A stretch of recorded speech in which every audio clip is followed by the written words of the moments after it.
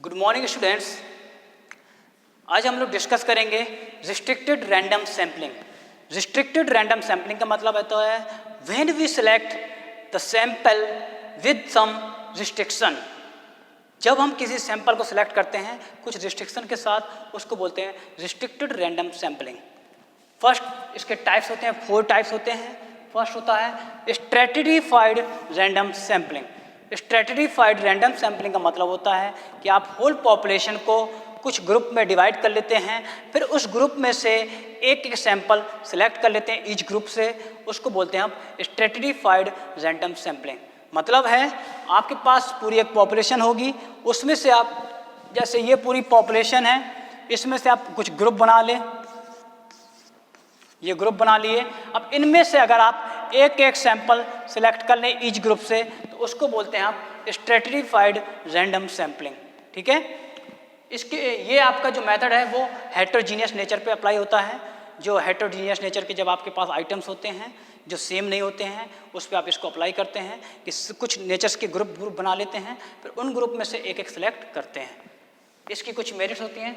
मोर representative. मोर representative का मतलब होता है कि जितने नंबर ऑफ ग्रुप्स बनाएंगे उतने ही आपको रिप्रेजेंटेटिव मिलते जाएंगे। तो इस मेथड का एक ये मेरिट्स होती है कि इसमें आप जो रिप्रेजेंटेटिव हैं वो ज़्यादा से ज़्यादा हो सकते हैं। Greater precision. ग्रेटर प्रिसीजन का मतलब है कि इसमें जो वेरिएबिलिटी होती है, चेंजेबल होते हैं, वो कम आते हैं। मतलब क्या है, क्योंकि आपने एक ग्रुप से डिवाइड करते हैं, ग्रुप में डिवाइड करते हैं, फिर उसमें से आप किसी को सिलेक्ट करते हैं, जिससे क्या है वो अपने पूरी ग्रुप की अपने अंदर जो फीचर्स हैं वो कंप्राइज करके रखता है। मतलब है जिस ग्रुप से आप सिलेक्ट करेंगे उसके अंदर वो सभी फीचर्स होंगे, इसलिए इस मेथड में वेरिएबिलिटी बिल्कुल कम होती है। Administrative convenience.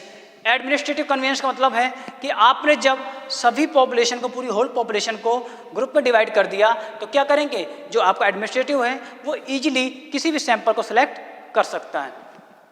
Greater geographical concentration. और ये जो मेथड है वो आपका जियोग्राफिकल एरिया जो है उस पर ज़्यादा फोकस करता है, क्योंकि इस मेथड के अकॉर्डिंग क्या है, आप सभी पूरी एरिया को ग्रुप में डिवाइड कर देते हैं और उनको अच्छे से आप उसका सैंपल सेलेक्ट कर सकते हैं ग्रुप वाइज। इसलिए ये आपका जो जियोग्राफिकल एरिया है जियोग्राफिकल, उस पर कंसंट्रेशन ज़्यादा करता है। इसकी कुछ डिमेरिट्स होती हैं, डिमेरिट्स आपको बताते जा रहे हैं।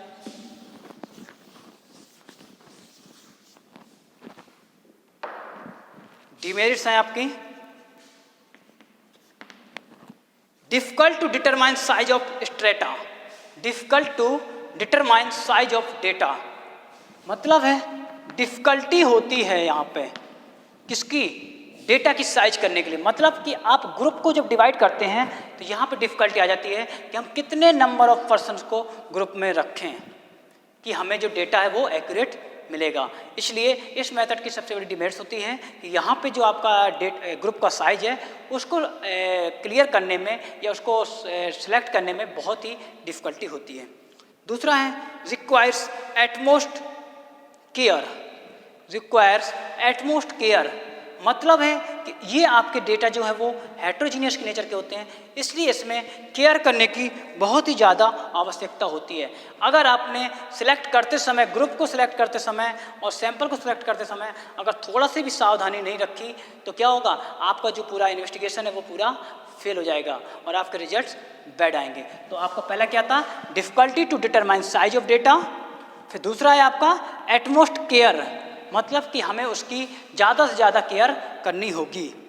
फिर है आपका मोर एक्सपेंसिव, और ये जो आपका मेथड है वो ज़्यादा एक्सपेंसिव भी होता है, क्योंकि आप ग्रुप करेंगे, ग्रुप के बाद उनको सिलेक्ट करेंगे। इस मेथड में क्या आपको बहुत ही ज़्यादा एक्सपेंस आ सकते हैं, इसमें आपको एक्सपर्ट भी सिलेक्ट करने पड़ सकते हैं। ठीक है, तो आप देखिए स्ट्रैटिफाइड रैंडम सैम्पलिंग का मतलब होता है कि जब आप पूरी होल पॉपुलेशन को कुछ ग्रुप में डिवाइड कर देते हैं, नंबर ऑफ ग्रुप में, इसके बाद ईच ग्रुप से आप ईच सैंपल सेलेक्ट करते हैं, उसको बोलते हैं स्ट्रैटिफाइड रैंडम सैम्पलिंग। दूसरा मेथड होता है इसका, दूसरा मेथड है सिस्टमिक सैम्पलिंग।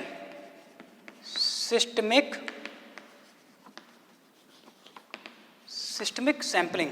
सिस्टमिक सैम्पलिंग में क्या होता है कि आप पूरी होल पॉपुलेशन की एक लिस्ट तैयार करते हैं, सिस्टमिक सैम्पलिंग में क्या है कि आप सबसे पहले आप पूरी एक पॉपुलेशन की लिस्ट तैयार करते हैं, उसमें से कुछ आप nth टर्म को सिलेक्ट करते जाते हैं एज अ सैंपल। एग्जाम्पल देखिए, सपोज आपके पास 2000 पर्सन्स हैं,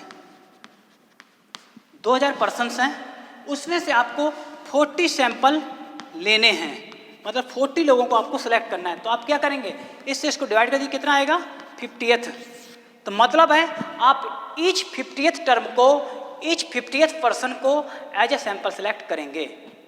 तो मतलब है कि जब होल पर्सन की एक लिस्ट तैयार कर ली जाती है, उसमें से आप nth टर्म मतलब 50 अभी लेंगे, 50 फिर दूसरा 100 लेंगे, फिर 150 फिर 200, तो ऐसे 50th nth टर्म लेकर के सिलेक्ट करेंगे सैंपल, उसको बोलते हैं आप सिस्टमिक सैंपलिंग।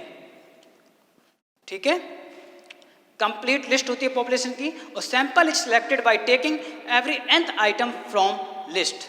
मतलब है कि आपकी जो लिस्ट है उसमें से एक nth आइटम मान लेते हैं कि मतलब अगर हमने 10 चुना तो 10 के बाद फिर 10 फिर 10 फिर 10 फिर 10, या 50 चुना तो 50 50 50 ऐसे 20 20 20 ऐसे nth टर्म पे हम सिलेक्ट करते जाते हैं।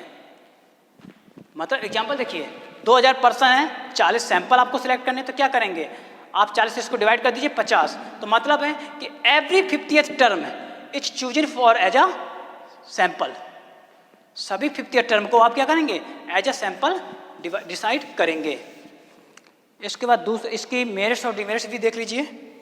इसकी मेरिट्स होती हैं सिंपल एंड कन्वीनियंट। पहला इसका सिंपल और कन्वीनियंट, मतलब है ये जो मेथड होता है बहुत ही सिंपल होता है, क्योंकि लिस्ट तो कोई भी बना सकता है, ठीक है, और लिस्ट में कोई भी बता सकता है कि हाँ ये 50 और ये 100 ये 100, ये हम सैंपल सेलेक्ट कर सकते हैं। इसलिए ये मेथड क्या आपका बहुत ही सिंपल होता है। लेस टाइम कंज्यूमिंग, और आपको लिस्ट के अकॉर्डिंग सेलेक्ट करना है, तो इसमें क्या है आपका जो टाइम कंज्यूमिंग है वो बहुत ही कम होता है। रिजल्ट सेटिस्फैक्ट्री, और इसका जो रिजल्ट आता है, जो आपका सैंपल सेलेक्ट करते हैं वो रिजल्ट सेटिस्फैक्ट्री होता है, मतलब कोई प्रॉब्लम इसमें नहीं होती। डिमेरिट्स हैं Beas result in case of periodic features, इसमें कभी भी भेदभाव हो जाता है। आप सिलेक्ट कर रहे हैं तो आप क्या कर रहे हैं अपने अनुसार, आप जिस पर्सन को जानते हो आप उसको वो nth टर्म मान के फिर वहाँ से सिलेक्ट करते हो, तो अपने अकॉर्डिंग भी आप क्या कर सकते हो उसको सिलेक्ट करते हैं, इसलिए इसमें भेदभाव हो सकता है। Possible only when complete list available, और ये मेथड आपका तभी अप्लाई होगा जब आपके पास टोटल इन्फॉर्मेशन या टोटल लिस्ट आपके पास अवेलेबल होगी सभी पर्सन्स की। Unsuitable in case of large population, जहाँ पॉपुलेशन बहुत ज़्यादा लार्ज हो जाएगी वहाँ पे ये काम नहीं हो पाएगा, क्योंकि लार्ज पॉपुलेशन की आप लिस्ट बनाएंगे तो वो बनाते बनाते आपको बहुत टाइम लग जाएगा, इसलिए ये मेथड जो है आपका वो लार्ज पॉपुलेशन पे अप्लाई नहीं होता। इसका थर्ड मेथड है आपका, जो आपका थर्ड मेथड है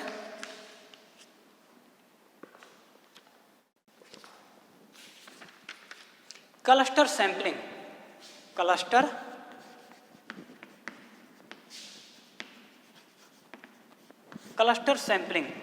क्लस्टर सैंपलिंग का मतलब होता है कि आप क्या करते हैं होल पॉपुलेशन को, पूरी पॉपुलेशन को आप डिवाइड कर देते हैं कुछ आप सब डिविजन्स में, मतलब पूरी पॉपुलेशन है उसको एक सब डिवीजन कैटेगरी में डिवाइड कर देते हैं जिसको आप रिकॉग्नाइज कर सकते हैं। फिर उनमें से क्या करते हैं आप सिलेक्ट करते हैं किसी एक पर्सन्स को या किसी एक सैंपल को, उसको बोलते हैं क्लस्टर। जैसे आप लोगों ने देखा होगा स्पोर्ट्स वगैरह में क्या होता है कि सभी पर्सन जाते हैं खेलने, एक जाएगा सिकोहाबाद से एक पूरी टीम, एक आएगी आगरा से, एक फिरोजाबाद से, ऐसी टीम आती हैं। फिर क्या होता है सभी टीमें आती हैं एक साथ, फिर क्या होता है उनके बीच से कुछ पर्सन को आप सिलेक्ट करते हैं अगले लेवल के लिए, तो यही आपका क्लस्टर होता है। क्लस्टर में क्या करते हैं होल पॉपुलेशन को आप कुछ डिवीजन में डिवाइड कर देते हैं, सब डिविजन्स कर देते हैं, ठीक है, जिनको आप रिकॉग्नाइज कर सकें, पहचान सकें, डिवीजन कर देते हैं। इसके बाद आप सभी डिवीजन से सैंपल सिलेक्ट करते हैं।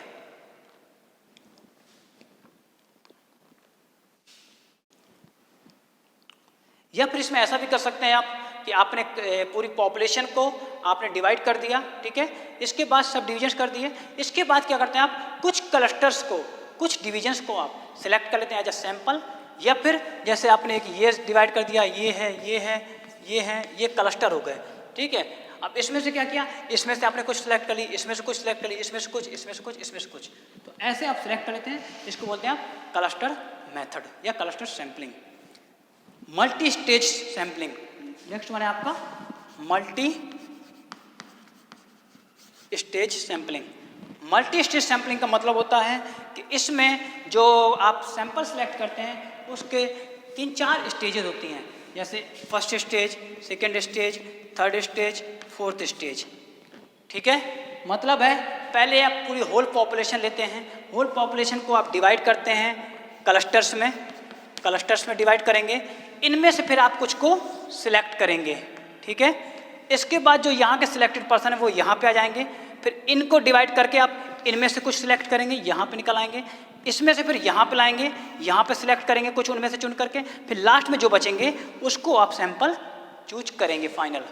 मतलब है कि सबसे पहले मल्टी स्टेज में क्या करते हैं, होल पॉपुलेशन को डिवाइड कर लेते हैं क्लस्टर्स में, उनमें से कुछ को सिलेक्ट कर लिया जाता है सेकेंड स्टेज के लिए, फिर सेकेंड स्टेज में से कंपेयर किया जाता है, फिर उनमें से कुछ को सिलेक्ट किया जाता है थर्ड स्टेज के लिए, फिर थर्ड स्टेज में आप कुछ को सिलेक्ट करते हैं और कुछ को बाहर कर देते हैं, तो जिनको सिलेक्ट करते हैं वो आपके सैंपल कहलाते हैं। मतलब है कि जब एक साथ पूरी पॉपुलेशन को लिया जाता है और लास्ट में जो पर्सन बचते हैं, लास्ट में जो आइटम्स रह जाते हैं वो एज अ सैंपल सेलेक्ट किए जाते हैं मल्टी स्टेज में।